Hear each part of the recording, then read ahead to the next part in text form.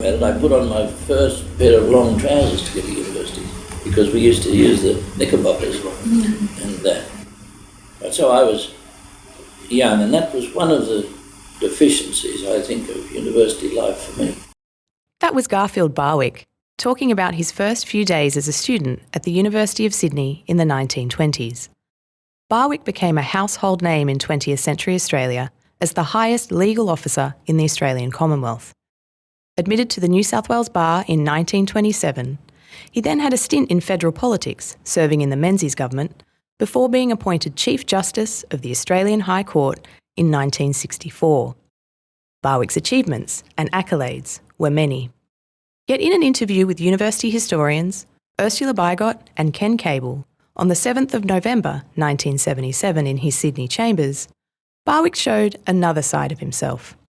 A relaxed and reminiscing Barwick gives us insight into his days as an undergraduate student and even a peek into his early career when, like many, he was just a graduate trying to make ends meet and fulfil his career goals.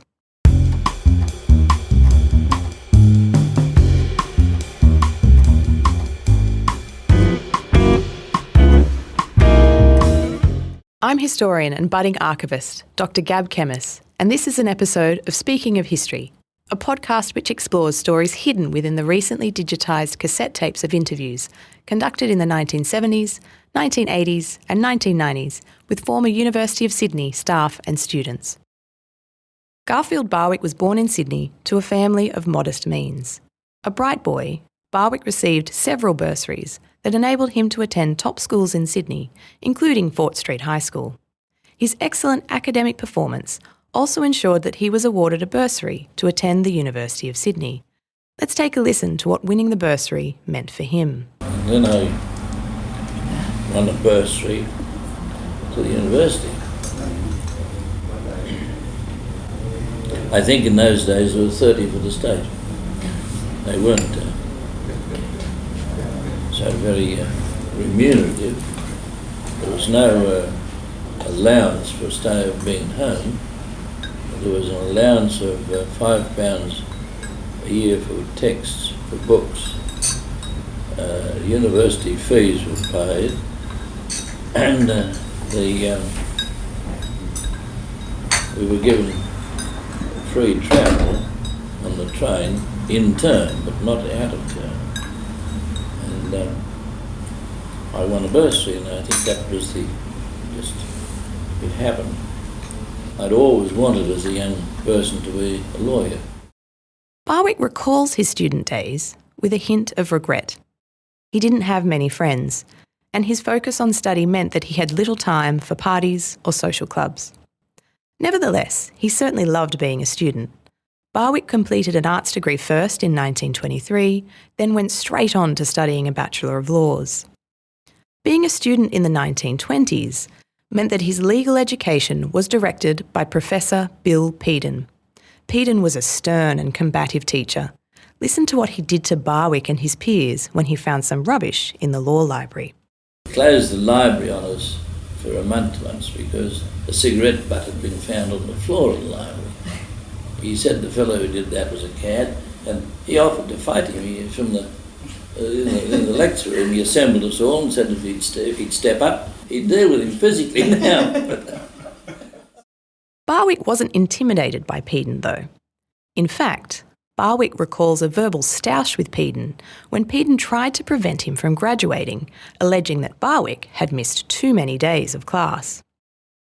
He wanted to stop me from taking the course in 3 years, as we were entitled to do.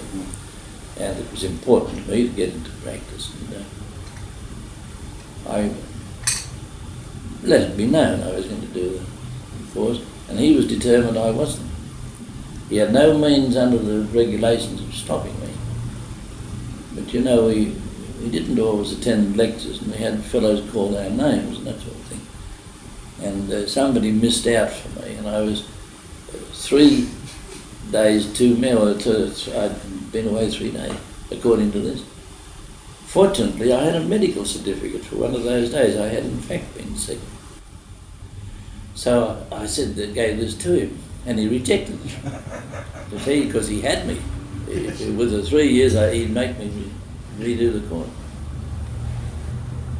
The 3 absences, so I wrote him a letter and said that I'd like to know why he rejected it, you see. He wrote back and told me he wasn't going to be cross-examined by any student. If I wanted to see him, I could see him, but after lectures on Monday. So I went up to see him, and he said to me when I walked in, he said, yeah, what do you think you're going to do with yourself?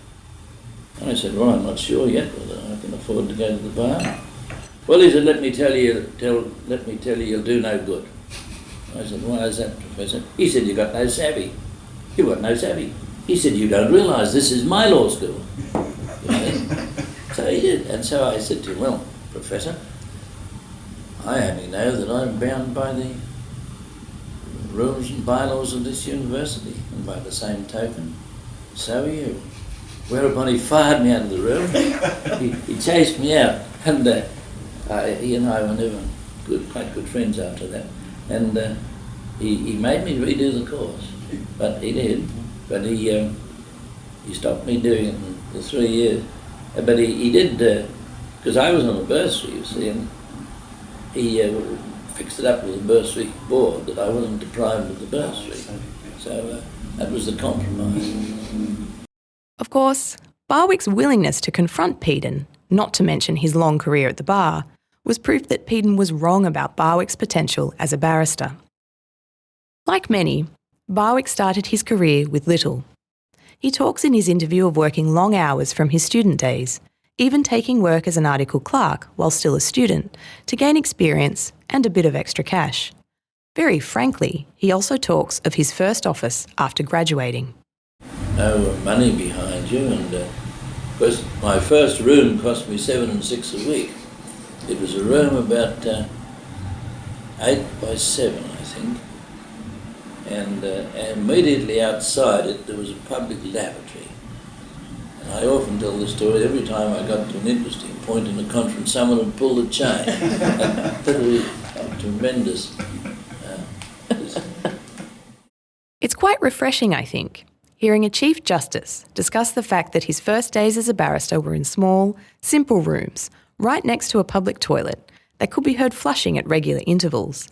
Given Barwick's eventual rise to being the head of Australia's High Court, his candid story is a good reminder that we all have to start somewhere, even those as successful as the Right Honourable Chief Justice Garfield Barwick.